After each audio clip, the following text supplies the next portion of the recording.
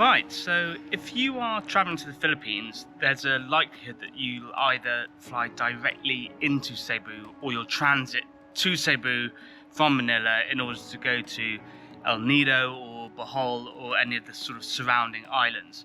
A lot of people will actually just go straight from Cebu to these islands, but I think you're missing out if you don't go to Moalboal, because in Moalboal there's a Sardine Run, and it is so close to the shore, thousands of sardines, and you can either scuba dive or free dive down to them and swim in shoals of sardines.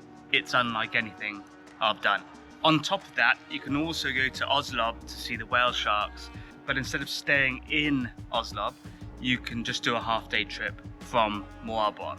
It depends on whether you've seen whale sharks before. I think from the footage, then it's probably not worth it if you've seen whale sharks before. I hadn't. But in general, if you are transiting or flying directly into Cebu, I would say it's definitely worth a 2 or 3 day trip to Moalboal. Quick logistics, in terms of getting there, I paid $35 in a taxi, which takes 2.5–3 hours. You can get a bus, it is a lot cheaper. It's probably around $10, but it takes 5 hours. So for the sake of $35 with a surfboard bag, it was worth getting the taxi, both there and back. So I turned up in Moalboal. Accommodation's relatively cheap, around $30 a night, and then everything's super close, so 5 to 10 minute walk. So I've been staying here at Strand House, and then literally here, which is Moalboal Freediving, are the people that have organised everything for me. Super easy. And then, if you are wondering where the sardines are, it is this close. It might not work. By the way, if you hire a scooter here, be careful of the dogs. There are dogs everywhere on the roads. So I can imagine that that's going to cause lots of accidents. Anyway, the sardines are here.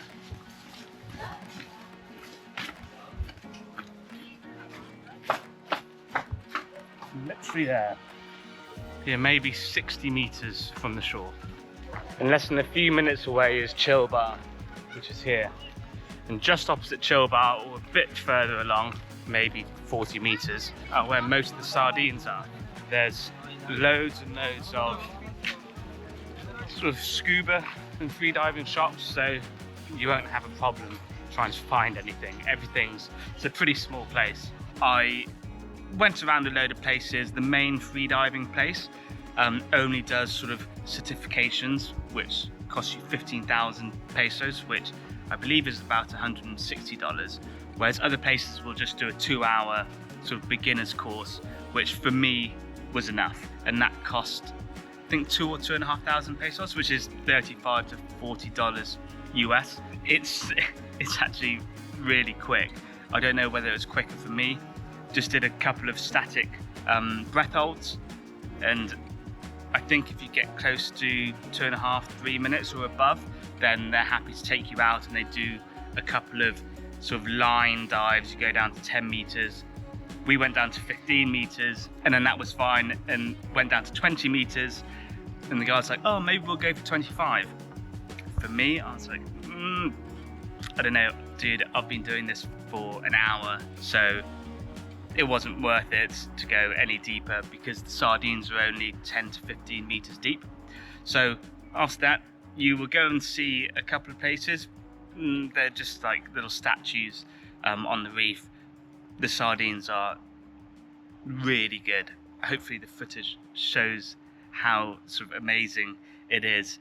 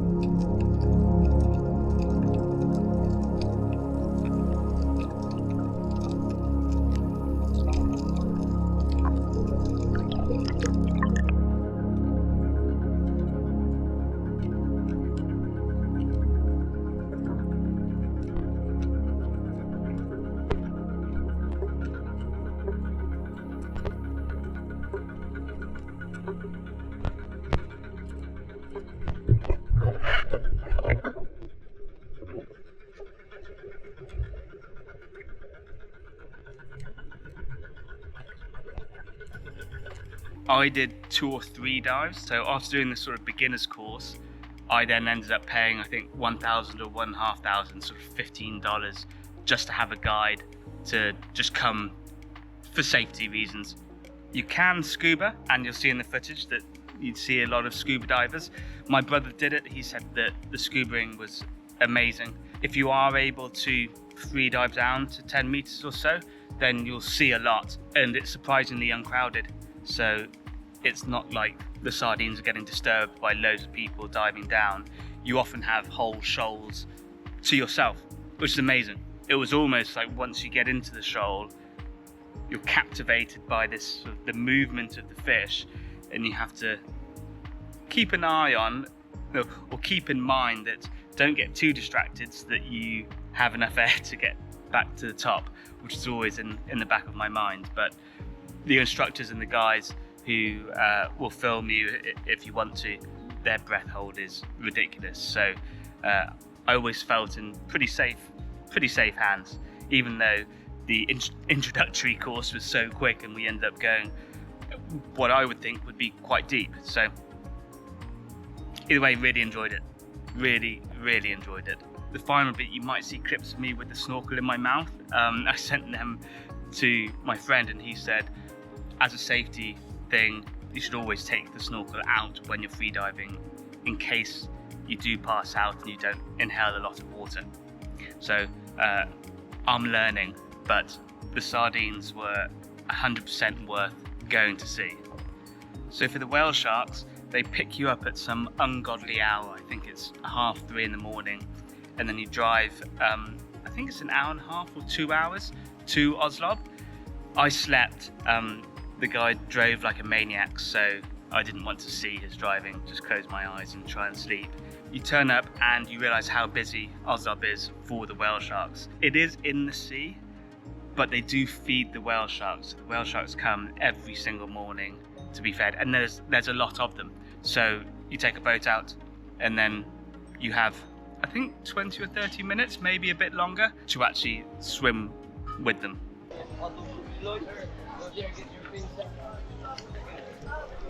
It's a little bit chaotic.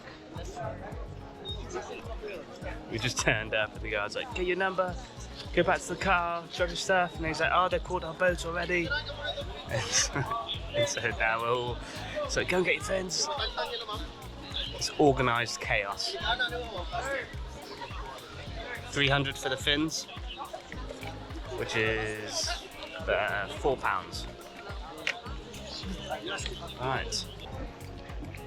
Finally found a boat. Now we'll head out. It is. Nobody knows what's going on.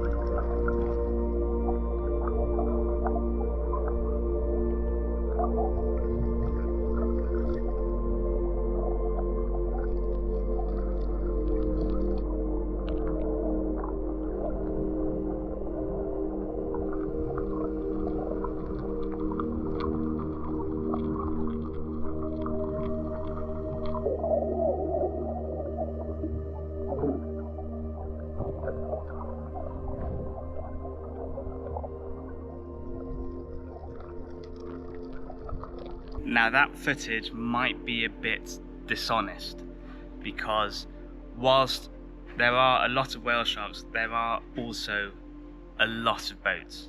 So maybe this footage will give you a more realistic representation of how many people there are around the whale sharks, which does make it feel a bit weird, if I'm honest.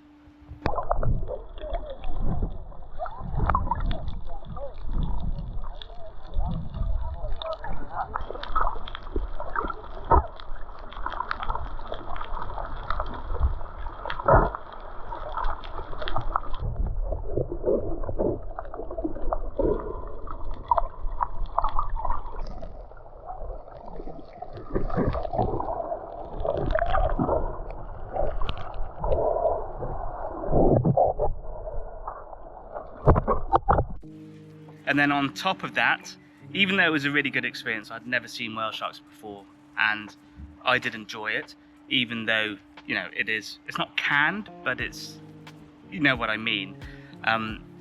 I swam away from the boats. They sort of try and make you wear life jackets, which I'm not going to do if I'm snorkeling. I swam away from the boats and often had the whale sharks to myself, but I had an incident where this guy was shouting at me from one of the boats saying, "Go back to your boat." There weren't any whale sharks there, you might be able to hear it, but he's saying, "Oh, we're getting pictures." And I was sort of like, well, there's no whale sharks near my boat, there's no whale sharks near your boat. We've only got 20-30 minutes here, so I'm going to be swimming where I want to swim. And, you know, so I apologise if I am in your photo, but there's a million people here, so you're unlikely to get a photo without people in there. And yeah, it really annoyed me. I get why he was saying it, but I'm not just going to go and, you know, hang on to a boat for half an hour and wait for the whale sharks to come. It just didn't make sense to me. Why? There's no whale sharks here. No. I'm swimming. You go do whatever you want. So yeah, the whale sharks is a hard one. I hadn't seen them before, so for me it was worth doing. Would I rave about it? No, I wouldn't. They're awesome creatures. It's just there's too many people. It is a very commercial enterprise that happens every single morning. Hundreds of people come. There's people splashing about all over the place. As I said, you can swim away from the boats, and if you're lucky, a whale shark will just be pootling along. The whale sharks tend to stay close to the canoes where the guys are feeding them from, and they'll just lead them close to the boat. But you do get opportunities where one just wanders off and you can swim by yourself with them. So those moments were good. As a whole, it's hectic, it's fast, it's busy. So it's not going to be the same as going on a boat with 4 other people into waters where there's nobody around and there's whale sharks, and you get them all to yourself, and it feels much more wild and free. It doesn't feel like that, but at the same time, they're not in an aquarium, so it's somewhere in the middle. You have to take it for what it is. Again, I hadn't seen them before, so for me it was worth doing. You're back in Moalboal by mid-morning, so I don't view it as any sort of cruelty at all. It can get a bit annoying with all the people splashing around. It is what it is, as they say. For people that haven't seen whale sharks, I think it's worth doing. It's a half day. You're back in Moalboal by midday, so it's super easy. I mean, you're back in Moalboal by mid-morning, so you can then go and swim with the sardines again. I would say try and do as many trips out. So I did 3 different freediving sort of sessions on 3 different days with the sardines, because my first day the visibility was good, I enjoyed it, but comparing it to the 3rd day, I was like, oh, okay, the visibility is way better this time. It might work the other way around for you. I was lucky enough that the visibility got better and better, so rather than worse and worse. But if you had the time, definitely try and fit in more sessions, because you have more opportunity to sort of dive into big shoals, and plus you get more comfortable in the water. So by the third day I was going a lot deeper and staying a lot longer underwater than the first day, as you might imagine. So yeah, if you are going to Cebu or you're in the area, I would make the trip. It was definitely worth it. Wasn't super expensive, really easy to get around. There are also canyoneering and other activities that you can do in the area, which I'll have in sort of future videos, but I hope that helps. It's quite the experience.